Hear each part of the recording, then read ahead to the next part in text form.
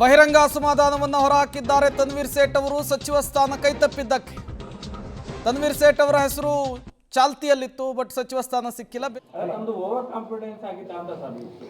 Over confidence ಅಲ್ಲ. 136 ಸ್ಥಾನ ಗೆದ್ದಿರುವಂಥ ಕಾಂಗ್ರೆಸ್ಸು ಒಂದು ಸುಭದ್ರ ಸರ್ಕಾರ ಕೊಡುವಂಥದ್ರಲ್ಲಿ ನಾವೆಲ್ಲರೂ ಮುಂದಾಗಿದ್ದೀವಿ.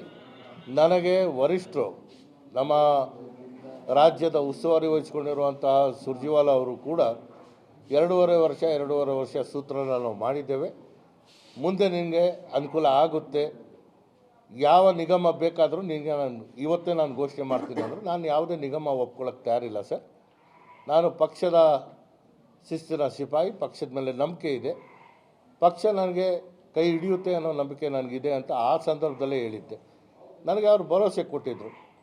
ಸೊ ಆ ನಂತರ ನಾನು ಅವ್ರನ್ನ ಭೇಟಿಯಾಗಬೇಕಾಗಿತ್ತು. ನಾನು ಒಂದು ಸತಿ ಭೇಟಿಯಾಗಿರುವಂಥದ್ದು, ಎಲ್ಲ ವರಿಷ್ಠರನ್ನ ಭೇಟಿಯಾಗಿದ್ದೆ. ನನಗೆ ನ್ಯಾಯ ಸಿಕ್ಕುತ್ತೆ ಅನ್ನೋದು ಒಂದು ಕಡೆಗೆ ವಿಶ್ವಾಸ ಇತ್ತು.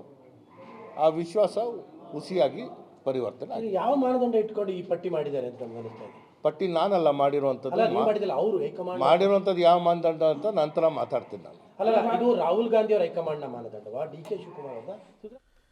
ಇದು ತನ್ವೀರ್ ಸೇಠ್ ಅವರ ಮಾತು. ಬಹಿರಂಗವಾಗಿ ಅಸಮಾಧಾನವನ್ನು ಹೊರಹಾಕ್ತಾ ಇದ್ದಾರೆ.